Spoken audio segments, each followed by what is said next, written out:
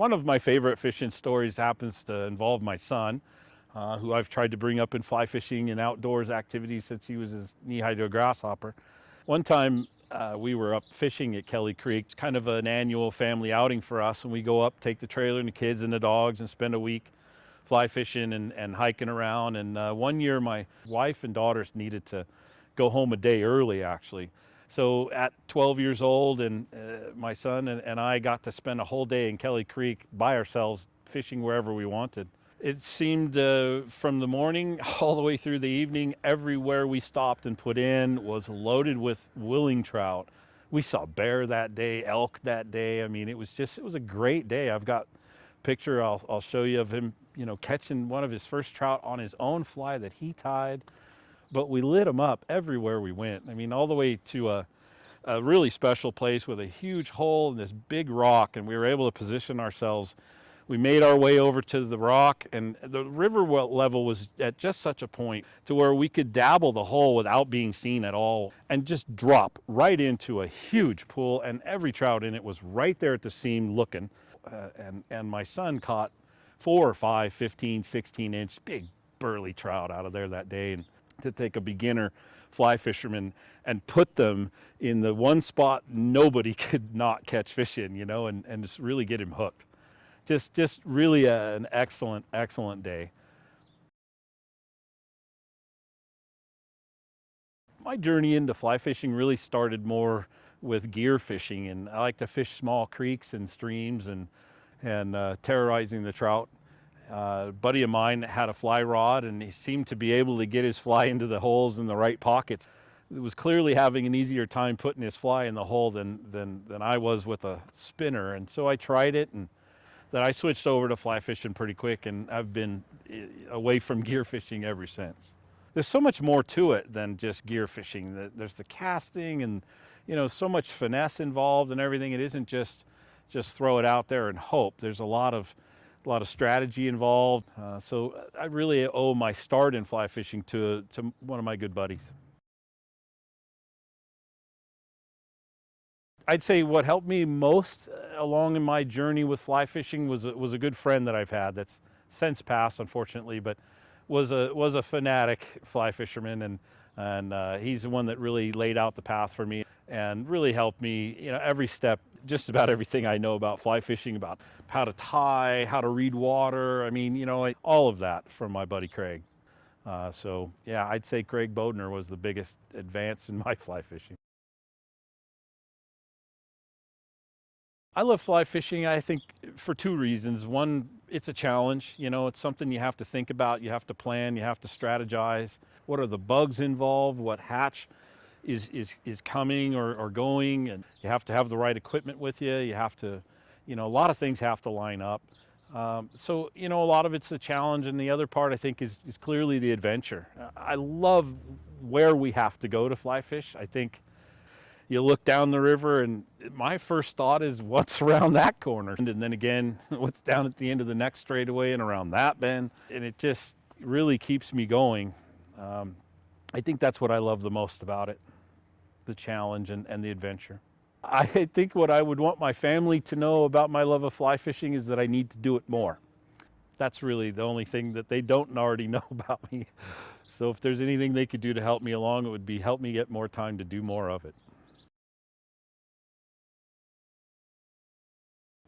Back in 2017, I got on a television show that did an episode about crafted American items and how I make my nets and fly boxes. And then also they did some footage in the shop of making the nets and boxes. They wanted to go out and do some filming of the kind of fishing that we do. And take some pictures of where I actually go to fish on a regular basis. So I took them to a really small stream that I fish. It's maybe 10, 12 feet wide in most places. Ended up making our way up to a large hole that I had rolled a pretty nice fish the year before, and lo and behold, one cast, perfectly placed, which I don't do often, and I had that fish. There's no question, there aren't many 18-inch trout in that stream. That's the hole he lived in, and I caught him right in front of everybody. I've got footage, I've got film, I've got pictures, and a magazine writer was there and wrote a little excerpt about it. It just was one of the most blessed days of my life, I think, really, and it just kind of is my favorite fishing memory, that I was touched that day to catch that fish when I really needed to in front of all of those cameras and everything. So that's my favorite fishing story. Bitterroot Nets is a company I started about 11 years ago in a purpose of making burl-handled landing nets and fly box. I didn't see any on the market at the time, and as I noticed, there really wasn't any other company that were offering such a unique product that could be customized, and you know, where every one of them was different and unique. It's really a business that nobody else was really taking advantage of, a need, I thought. So that's really what Bitterroot Nets is. I started Bitterroot Nets really from just a passion of wanting to make a net for myself. I've always loved fishing and then eventually fly fishing. So when a celebrity woodworker came to our store, we had a woodworking store, he came to do a class on bent lamination. David Marks is his name, a big time woodworking celebrity, if there is one. He taught me everything I really needed to know about the best way to cut the strips, and how to look for the grain direction and make sure that they'll bend and not break, and you know, creating the form that I used to actually put the net together. And so that's really kind of how it got started. I owe most of it to taking that class. Well, really, I've been in woodworking my whole life. I've just always loved it as a hobby. You know, as far as getting moving, really, you know, I started making them for friends and family, and I was pretty busy making fishing nets for people, and decided to go ahead and start a website and try to promote that. A friend of mine encouraged me to apply for an art show up in Big Fork in Montana. I got into that, and they bought me out in 2 hours. I spent the weekend just kind of sitting there in front of my booth with some business cards. So realized I had something. We've been very successful doing art shows through the West in the summers. And so really that's kind of how the business got started and got moving forward. As an addition, this latest COVID has really kind of changed the way that I'm doing my business now, with not being able to do shows since there aren't any. We can't get together. So I've invested more in online advertising, and it's really, really paid off. So I may do fewer shows in the future. Geez, I don't know that I could be the good one to give advice, since it was a little rocky at first. But the fly fishing industry is pretty small, and there's not that many of us really that are into it. Maybe a couple of million, according to some of the industry websites that call out stuff like that. I think the people that are in it are really interested in new gear. If you really wanted to start into the fly fishing business, or I think any specialty business really, I would think the only way you could really expect success would be as if there was something about your product that differentiated you, probably as in any other market, you know, from everything else that's out there in the fly fishing industry. It's a pretty small niche market, and you're really gonna have to make a splash. You're really gonna have to get everyone's attention if you really expect to break into it, and it won't happen overnight. So I would say, you know, a lot of late nights, and come up with the best idea you can that makes you somehow unique. A Bitterroot net really starts with the strips, cutting of the strips, and choosing some wood for a handle. So use a bandsaw, cut the strips from a number of different woods usually, so that there's a lot of contrast and a lot of color changing going on, that you can really kind of pick up the different layers of the lamination of the hoop of the net. The handle's going to be something really unique, really rare piece of burl or other hardwoods, usually that match the hoop woods. We're going to start with that. Usually I'm going to laminate that burl, since burl itself really isn't strong enough to be holding out a couple pounds of fish and hanging off somebody's back all day. So that's laminated with other pieces of hardwood in between.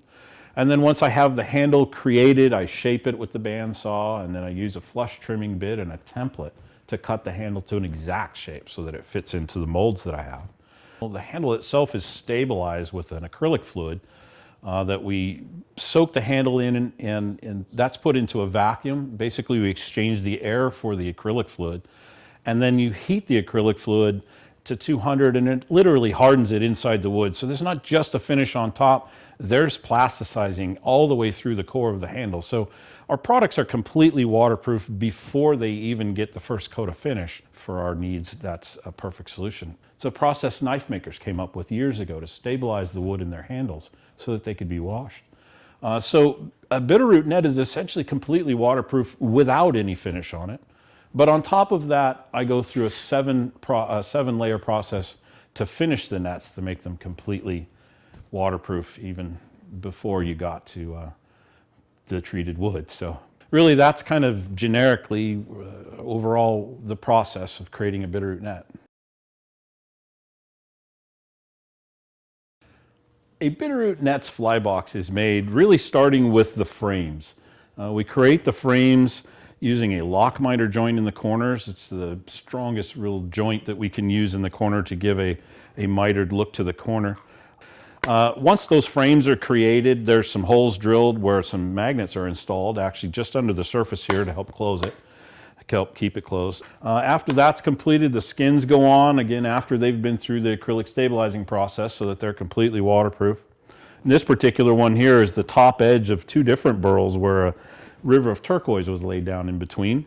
Once the faces are put on, everything is kind of rounded over and sanded. The holes are drilled for the hinges. The inserts are put inside, and then it gets, again, 7 coats and then a good buff job at the end before it gets shipped. That's essentially how a Bitterroot Nets fly box is constructed.